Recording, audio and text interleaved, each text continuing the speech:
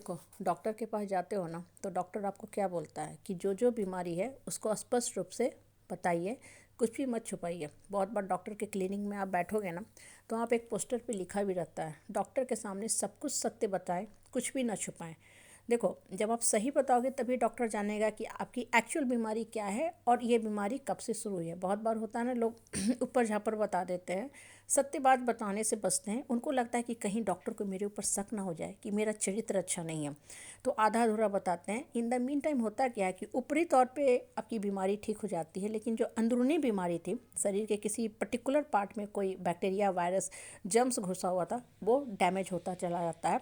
और बाद में आप क्या करते हो कि डॉक्टर का दवा फ़ायदा नहीं किया, जबकि गलती आपकी थी कि आपने डॉक्टर को सत्य सत्य सब कुछ नहीं बताया, आपने आधी बात छुपा ली। तो आपने जो मुख से बोला उस आधार पर डॉक्टर ने दवा आपको प्रिस्क्राइब कर दिया, और जो अंदरूनी बीमारी थी वो धीरे धीरे आपके बॉडी पार्ट को खा गए।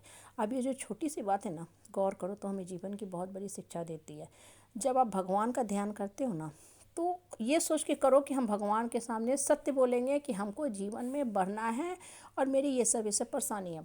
हम लोग आधा अधूरा पूजा करते हैं, या बहुत सारे लोग जो होते हैं ना, वो जब पूजा करते हैं तो उनका मन भटकता रहता है। मतलब पूजा तो कर रहे हैं, घंटी तो बजा रहे हैं, झंडा भी गाड़ दिया, सब कुछ कर दिया, लेकिन दिमाग में कुछ और ख्यालात चलते रहते हैं।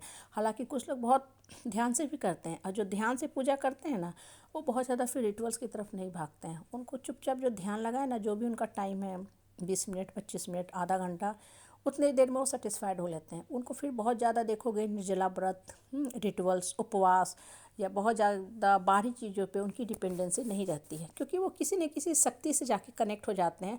और उनको फिर ये भी डिफ्रेंशिएट नहीं करते हैं वो कि हम पर्टिकुलर देवी देवता या इष्ट देव की ही पूजा करते हैं, बाकी को हम थोड़ा साइड कर देते हैं। ऐसा नहीं करते, उनके मन में ऐसी भावना नहीं आती। क्यों?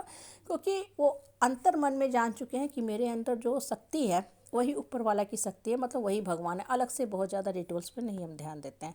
तो देखो, जब आप ध्यान में बैठते हो तो सब कुछ सही बोलने की शक्ति को विकसित करो, अपने अंदर से वो शक्ति लाओ कि हाँ भगवान, मेरे अंदर ये सब कमियां हैं। हम डर जाते हैं, बोल नहीं पाते हैं, बोलना तो चाहते हैं सत्य, लेकिन लोग इतना ज़ोर से दबंगई करते हैं, नार्किसिस्टिक डोमिनेटिंग नेचर के होते हैं कि हम ना चाहते हुए चुप हो जाते हैं, दुबक जाते हैं, सहम जाते हैं। तो लोग मेरी इस मजबूरी का फ़ायदा उठाते हैं, फिर बाकी सब लोग मेरे ऊपर चढ़ के रहते हैं। तो यहाँ कमी आपकी है, भगवान क्या करे? तो आप बताओ कि भगवान हमको शक्ति दो कि हम इस कमी से निकल सकें।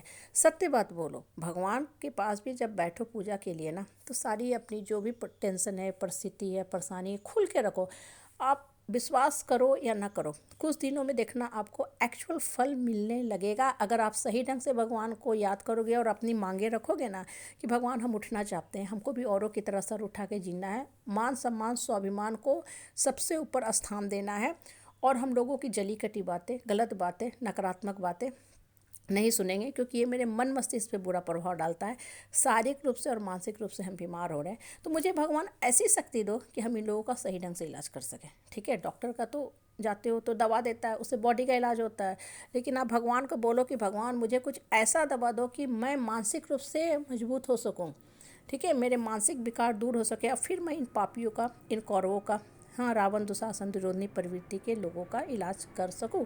देखना, कुछ दिनों के अंदर जब आप सारी बातें भगवान के सामने रखोगे ना, इतनी अंदर से आपको शक्ति आने लगेगी कि आप इन लोगों को करारा जवाब देना सीख जाओगे। फिर आपका जो डरने वाली प्रवृत्ति है ना, दुबकने वाली, सहम जाने वाली प्रवृत्ति, बहुत लोग होते हैं ना, नर्वस हो जाएंगे, उनको किसी ने थोड़ा सा जोर से बोला ना, वो समझ ही नहीं पाएंगे कि क्या बोले ना बोले। वो मान लेते कि हाँ हाँ हमने ही गलती की थी, हालांकि बेचारे निर्दोष होते हैं।